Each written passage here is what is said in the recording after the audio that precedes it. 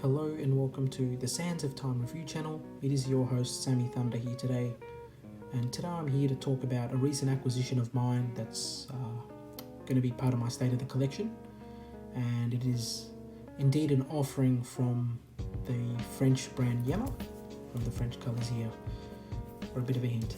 But Yema is a French brand and kind of under the radar, mainly because they kind of started to experience their rise in the recent times, in the recent 10-20 years, in the last decade. Since this brand was actually purchased, it was owned by Seiko prior to that last 2 decades. So now it's on a revival, and it's got a lot of offerings. And what this brand is kind of famous for is actually quite a lot of their diving style watches, and one of the most unique design elements is the use of a lock-on bezel. So each one of their offerings is unique, offers that nice vintage aesthetics here, bronze. There's quite a lot here to look at when we look at divers, and Yema definitely has that heritage. And the watch I actually have here today is a chronograph, in fact, a chronograph offering from Yema, and it is one that features the design ethos that was present in the 1960s race cars. So its subdials were much like the 1960s race car, the speedometer and all those other dials that you'd see on a car. So this type of design ethos was very sought after in the 60s by the car enthusiasts or car racers, and famously worn by Mario Andretti, who was also a Formula one of the winners. And that, as you can see, this was the watch he was sporting. But they've got many offerings in the chronograph line, but mainly very strongly connected to the racing heritage, one that competes with the Tag Heuer Monaco. They also have many other offerings, especially their most recent one in aviation history being the Flygraph, the Yema Flygraph. So it's always good to see that there are many offerings from Yema, and they definitely have the heritage. Being a French brand, French made, it's always good to spice things up a little and try something new. The watch I actually have here today is the Yema Rallygraf, and that essentially is this guy over here, the exact model, also known as the Yema Rallygraf Blue Tarmac, and it is in fact a mega quartz offering.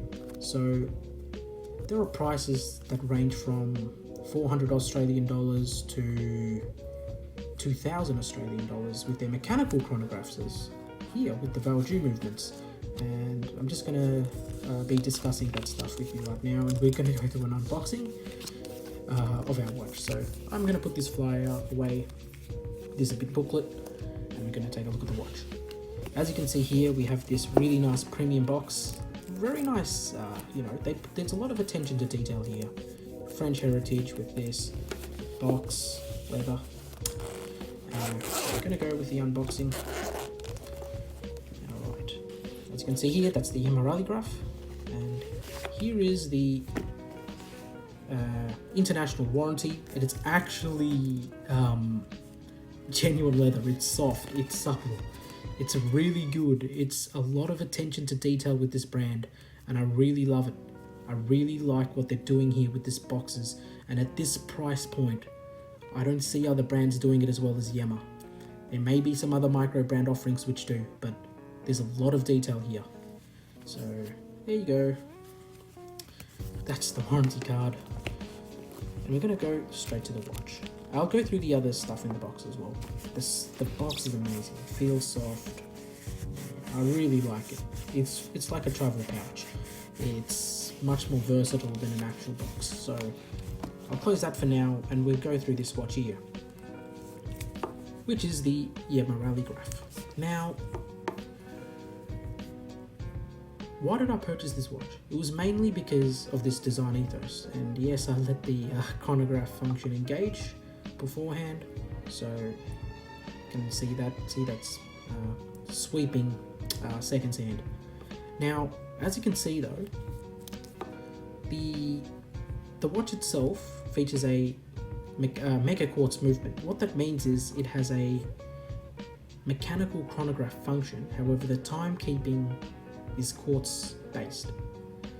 And with this VK64 mega quartz movement, you can see here that this is kind of like a sterile dial in the sense that there's no moving seconds and no moving seconds subdial.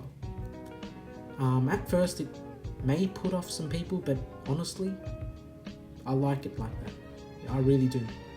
I don't really need an extra third subdial, and I'm happy with what I'm getting here. I'm here for that design ethos of the 1960s aesthetics, and I actually had options of choosing from many other micro brands such as Dan Henry's offerings or whatever other micro brands there were that were offering some unique take on the chronographs using this VK63 or VK64 modules. Now, I'll go through a little bit of the specs of this watch over here. So, what we have here is a mega quartz movement in the watch. I've gone through that. I'll just engage that chronograph so it doesn't get boring. We have two subdials on the right hand subdial here. We have a 24-hour time on the left hand side subdial here. We have the chronograph minute subdial. So that's with the subdials. We have a not a matte finished dial, panda dial, but it's a damn, I've literally forgotten what do you call it. It's a sunray. It's a sunburst black, sunburst greyish actually color for the dial, and we have applied indices on here. So I'll just go with a bit of a zoom. So we have a bit of an applied indices there, and it's done well. It's a high polished applied indices, and we also have a date cut out at 6 o'clock.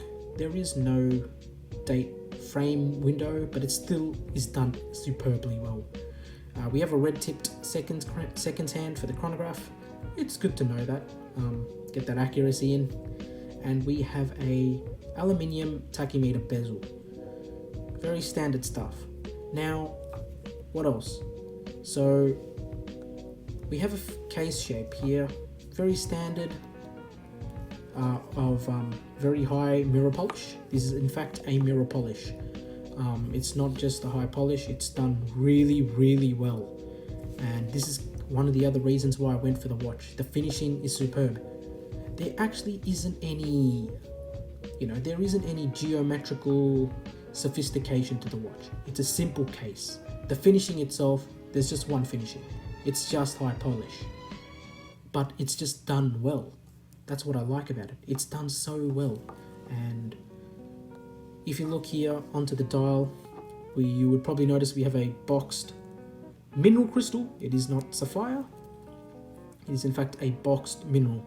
And I really like the effect that it has on the dial, as you can see here. It is done really, really well. The Yema Rallygraf.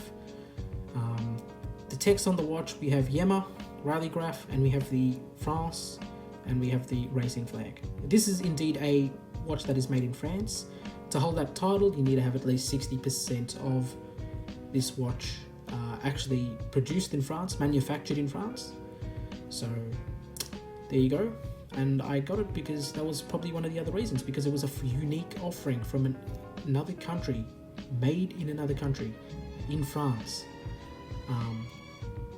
It compelled me to go for this other than some of the other micro brands like Dan Henry.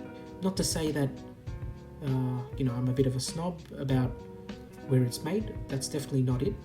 I just really appreciated the design ethos mainly, which were those how those subdials were done, how the watch is done. It has that 1960s racing chronograph aesthetic that not many brands out there can offer, except the Tag Heuer Monaco.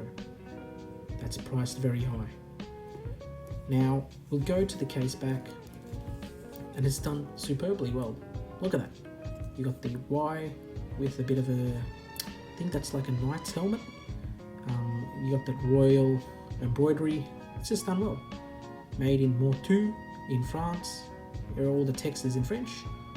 Chronograph, and it's 100 meters of water resistance, so you can go swimming with this guy.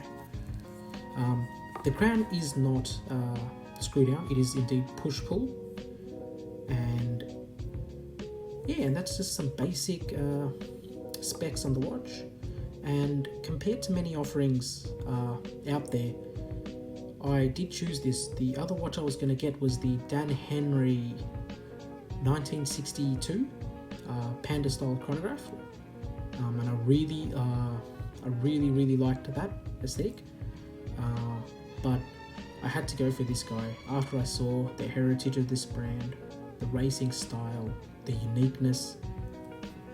I just had to do it. And just look at that, look at the way the light plays on the dial, look at the finishing on the hands, the distortions on the glass. It's all just done well. And the mirror finishing, it's not like a Zaratsu polishing, but it is definitely a high-end, Swiss end. It's like a Swiss type of finishing that you'd expect from a Swiss-made product. The pushes feel very responsive. Got the mechanical feel with the VK64 with the flyback, and it's just done really well. However, not every watch is perfect, so I'll go through the negatives. One being not really negative, and that is the use of mineral crystal. Now, mineral crystal in fact is just more tougher. It's better for everyday use, however, is subjected to scratching. That's the nature of it. So if it's a one watch collection, mineral crystal is not bad. It's a tough cookie. I've never scratched any of my mineral crystal or hardlex crystal watches from Seiko. So yeah, it's all up to preference there, but the mineral crystal is not hurting me, especially for what I'm getting. The second thing is, there is luminescence. Is it bad? I'll let you know now. So it looks like, if you look at this watch, so I'll just zoom in a bit, it looks like there's a lot of luminescence applied on the hands and on the indices. You'd think this thing would glow. It is functional, but it's nothing like a standard C3 Luminova. It is indeed functional, so in the pitch dark, you can still be able to tell the time, but it is nothing special. It's a poor application of luminescence, but it works, it's functional, and you don't really need it here. On this type of racing chronograph, I'm happy to omit it. And that's where the other offerings from Yema start to kick in, especially their much more premium mechanical chronographs. Now, the mechanical chronograph version of this is much more expensive at $2,000, but for a mechanical chronograph, it's actually fairly cheap. So what does that offer over that? The case is actually finished and looks the same, factually, in the same way this is. There's no complexities, there's no beveled edges, nothing complex with that. You actually have proper C3 luminescence, it's great. Get the mechanical feel. It's high quality watch, what you're getting right here.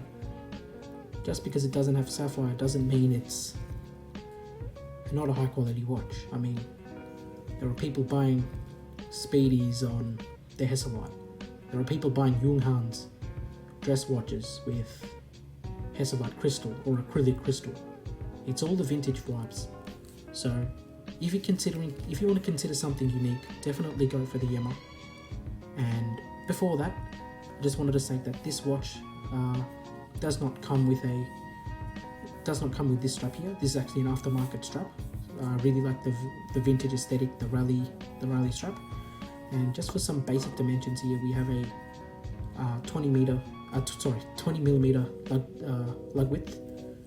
The lug to lug's around 49ish, 48, 49ish. The height is it's pretty thin. It's probably like 12 point something, 12.5. But it's all listed. I'll all list it down below with those numerical figures. It does fit snug on the wrist. Works well on 7-inch wrists. Now, as I said, it doesn't come with the strap, and I will actually just show you guys what it actually comes with. Now, every month, Yema actually has promotions, and with promotions, You might have a 15% off promotion. You might have a 15% off with an extra strap. So when you are buying this watch online, you have the choice of a leather strap or a mesh bracelet. And this is the mesh bracelet, and it's done well. It's a standard, it's a decent, it's done well. Okay, there's nothing really here I can make fun of, not make fun, sorry, say anything bad about. It's good, it's functional, and it works. And with my promotion, I did get 15% off, and I got this beautiful vintage dive strap. You know, it's really, really soft, really supple. Feels really feels premium. It's kind of like a rally strap. It's one of those vintage dive straps that you see on Seiko divers, like the 62 Mass. Proper signed buckle there. It's just done well. So I get a free accessory here, and I did opt for this not because the leather strap they give is bad. It's just because I never actually owned a mesh strap before, so I considered it. So there you go, guys. This is here me signing off. This is the sands of time here. So thanks for watching, and goodbye.